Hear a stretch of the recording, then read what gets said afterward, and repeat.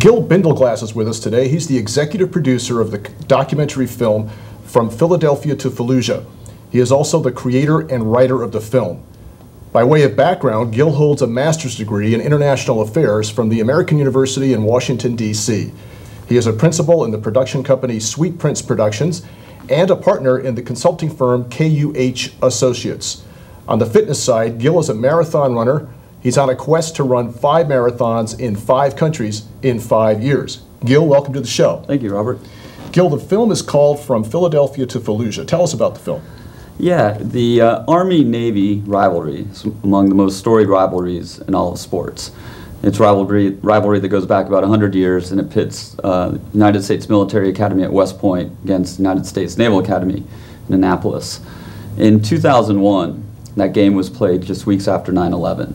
It took on an added element of significance because those players knew they were going to graduate soon and go off to war.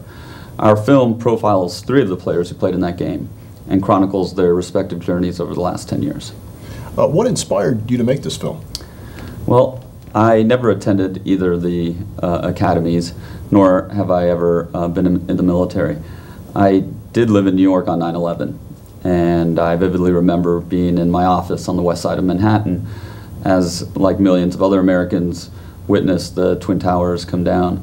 And the period of time, days, weeks, months immediately after those attacks, were filled with a lot of trepidation, especially, I think, for those of us in New York.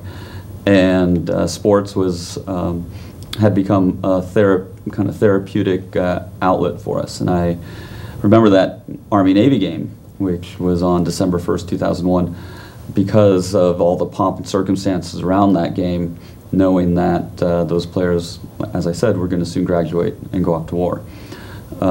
8 years later, I was watching the game from my couch, wondering to myself what happened to those players, and here we are.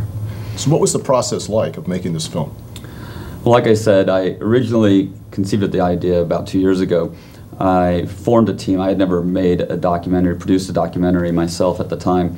So I teamed up with a longtime friend of mine, David Hamelberg, who has produced and directed documentaries in the past. And together we built a team of camera crew and production staff and post-production staff, editors. And it's taken about 2 years to get to this point, but here we are. You know, I've seen the film. It has a lot of human interest content. Do you want people to come away from the film with a political message, a political interpretation of the film, or do you have a different message? We tried to be very careful in not making this film about politics, but rather about these 3 young men. And what I hope people come away with is feeling, obviously, any time you're dealing with the subject matter of war, there's going to be tragedy involved, and there's going to be some sadness as a result of that tragedy. But I also want people, I think, to come away with some inspiration and to feel a little awed by what these young men, have accomplished. So what would you like audience members to walk away with from the film? What type of message? Well, like I said, I think they'll be inspired, they'll be awed. Clearly, there's going to be some sadness associated to certain aspects of the film. But from a political standpoint, we tried very hard not to have any political outlook one way or the other. Now, where can people see the film? We are going to make this film distribute it to as wide an audience as possible, first and foremost from our website, which is armynavy2001.com. And people will be able to download or stream it off our website. We are also in discussion with several networks to air the film prior to the game. The CBS affiliate in Washington, D.C. is making it part of an hour-long special to air before the game, and other networks. We are in discussion with other networks as well.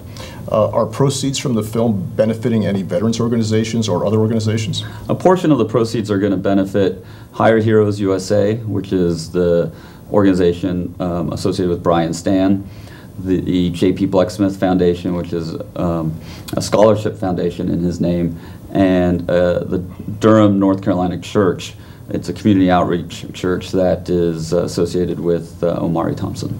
And the names that you just mentioned are they're profiled in the film. They're graduates of Annapolis or West Point. They played on the field in the Army-Navy game of 2001, and their stories are told in the film. That is correct. J.P. Blecksmith was a wide receiver and quarterback for the Naval Academy. Brian Stan was a linebacker at Naval Academy.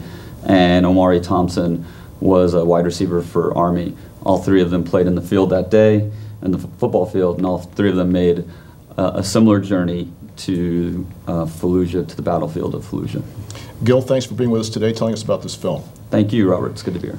We hope that you watched the film, and also we thank you for watching us today on Strong Body, Strong Mind.